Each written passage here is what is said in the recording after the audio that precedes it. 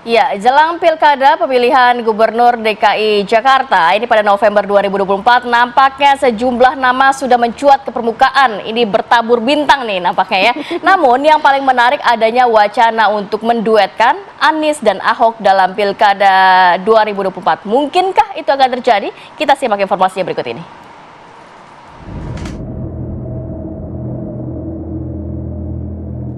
Bursa calon gubernur daerah khusus Jakarta 2024 mulai digaungkan sejumlah pihak. Masing-masing partai politik ramai-ramai melakukan penetrasi sejumlah nama ke ruang publik.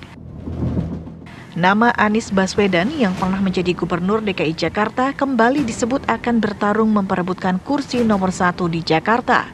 Selain Anies Baswedan, nama Ahmad Sahroni, politisi Nasdem belakangan juga ramai disebut sebagai salah satu tokoh yang akan meramaikan bursa calon gubernur Jakarta. Sementara itu, PKS mengusung nama Mardhani Alisera. Gerindra mengusung pasangan Ahmad Riza Patria, Rahayu Saraswati. Dan PDIP santer disebut mengajukan sejumlah nama, diantaranya Menteri Keuangan Sri Mulyani, Menteri Sosial Tri Risma Harini, Menteri PUPR Basuki Hadi Mulyono, serta mantan Panglima TNI Andika Perkasa. Di antara banyak nama yang muncul dalam bursa calon gubernur, usulan memasangkan Anies Baswedan dan Basuki Cahayapurnama alias Ahok mengemuka. PDIP mengaku masih mencermati peluang Anies dan Ahok dalam bursa DKJ 2024. Anies Baswedan sendiri menegaskan belum memutuskan untuk maju di Pilkada Jakarta. Anies mengaku sedang mempertimbangkan semua masukan, serta ingin memastikan terlebih dahulu apakah Pilkada akan berjalan adil dan jujur. Tim TV One mengabarkan.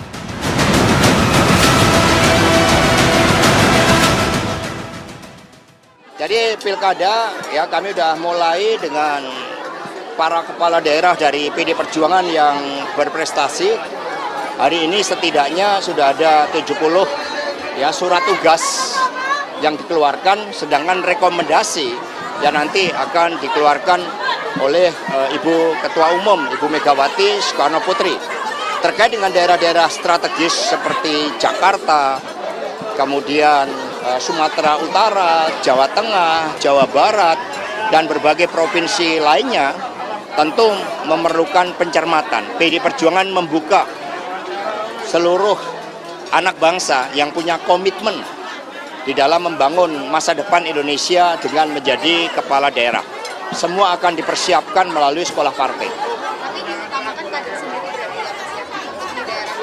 PD Perjuangan juga membuka ruang bagi anak-anak bangsa yang berprestasi, entah itu melalui jalur ASN, melalui jalur dari purnawirawan TNI Polri, sosial budaya, ya para kelompok profesional, dokter, budayawan, insinyur, ya ahli-ahli pertanian, dan semua para profesional bisa bergabung ke PDI Perjuangan.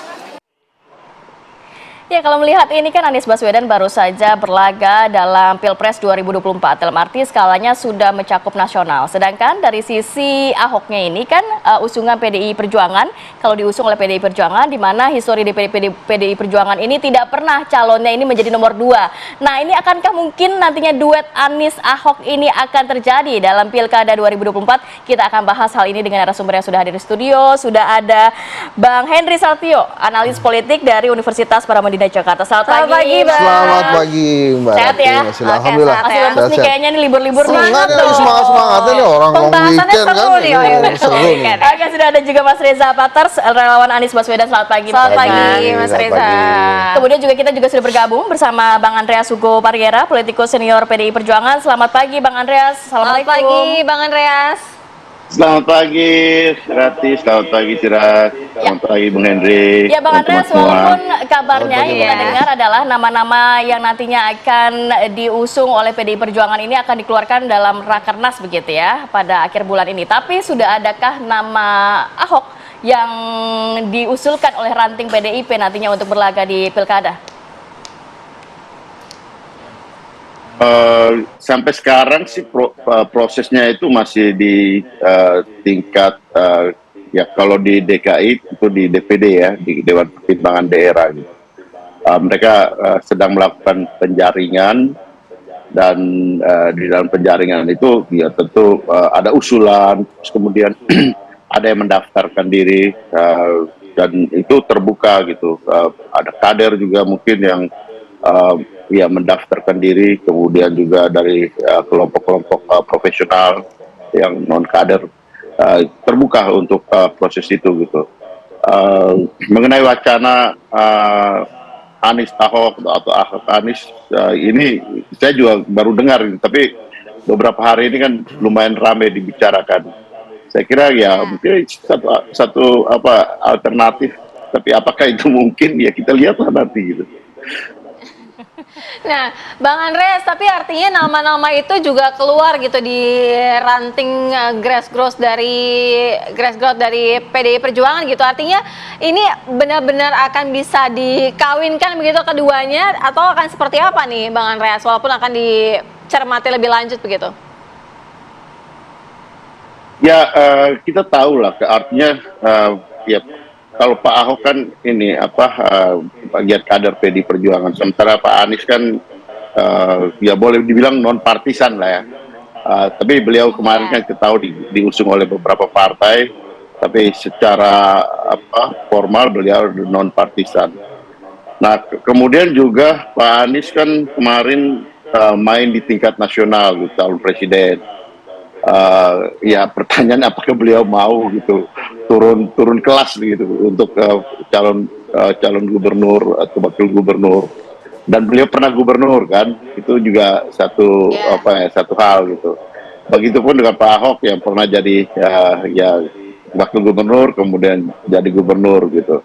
Jadi ini saya kira ya kita lihatlah nanti gitu kemungkinan ini, tapi sebagai wacana ya saya kira bagus-bagus saja gitu untuk dibicarakan dalam arti kalau memang ini keinginan rakyat juga ya. Baik, masih menantikan juga bagaimana putusan begitu ya dari Rakernas PDIP. Bang Reza, kalau misalnya nanti Anies yang sudah skala nasional kembali lagi ke DKJ, kemudian juga belum tentu juga jadi gubernur, ya bisa jadi wakil gubernurnya, ini gimana? Ya sampai hari ini Mas Anies belum mengatakan apakah dia akan maju atau tidak gitu ya. Penawaran itu kan baru muncul dari tapi sudah ada penawaran? Bukan, kan Nasdem ada sempat bicara tuh. Wah, mungkin akan menawarkan Mas Anies gitu. Mas Anies bilang kan ya semua penugasan pasti akan dipertimbangkan. Cuma untuk saat ini dia belum memutuskan apa-apa. Dan kita support itu karena memang nggak perlu secepat itulah dia memutuskan untuk harus menentukan langkahnya, karena dia bukan kader partai politik gitu. Jadi keputusan dia maju atau tidak itu kan pasti kalau koalisi atau partai yang cukup, misalnya PKS ada yang dengan Nasdem misalnya yang minta baru dia akan maju. Tapi pada prinsipnya dia menunggu dan tidak mengatakan akan maju atau apa gitu. Tapi paling tidak apa nih kira-kira kisi-kisi lah pertimbangan untuk misalnya akhirnya memutuskan untuk maju? Kalaupun maju mungkin ya pertimbangannya itu kan memang dia kan pasti ya namanya kemarin kan habis pilpres, dia capres kemarin, kemudian kan kalah gitu ya keputusan MK terakhir. Kalaupun dia mau maju lagi 5 tahun ke depan, dia kan pasti akan perlu panggung politik yang baik gitu ya, bagus supaya dia namanya tidak tenggelam di top of mind publik, sehingga dia pasti akan perlu panggung politik yang baik ya, yang penting. Tapi kalau yang bisa dia berduet dengan Ahok? Menurut kita sih hampir nggak mungkin ya, karena paradigma berpikirnya dan pada saat sama-sama jadi gubernur, paradigma berpikir dalam pembangunan itu berbeda sama sekali, 180 derajat lah. Ahok mementingkan infrastruktur, tidak mementingkan soal sosial misalnya. Mas Anies itu kan komprehensif dalam pembangunan. Misalnya membangun JIS, kan bukan cuma bicara soal infrastruktur, tapi daya dukung lingkungan, jadi program sosial berbeda, karakter kepemimpinannya juga yang berbeda. Yang pasti secara ideologis mereka berdua sangat berbeda. Jadi masih ada kaitan juga dengan 2017 dong, di mana mereka berseberangan begitu. Jadi tidak mungkin untuk disatukan, dikawinkan juga. Waktu saat Ahok jadi gubernur dan Mas Anies jadi gubernur, paradigma mereka dalam memimpin dan membangun itu berbeda 180 derajat. Ahok itu misalnya pada saat bicara normalisasi dia nggak peduli tuh sama warga kiri kanan. Sikat aja gusur. Yang penting kali bisa dinormalisasi. Anies tidak. Nggak bakal bisa di-blend gitu loh, Mas. Nggak bakal. Bangun JIS, warga Bayam nggak disingkirkan, malah dibangunkan hunian supaya mereka juga terlibat dalam bangunan JIS. Itu berbeda sama Derajat. Oke, nanti kita akan ke Bang Hesat. Kalau melihat kan tadi karakter kepemimpinannya berbeda, program strategisnya berbeda. Belum lagi tadi Anies sudah skala nasional, tapi kalau dari sisi PDIP nampaknya biasanya calonnya nggak pernah nih jadi yang nomor 2. Tahan dulu. Nasib bisa menyatukan. Nasib. Kita akan bahas lagi, tetap bersama kami di Apa Kabar Indonesia Pagi.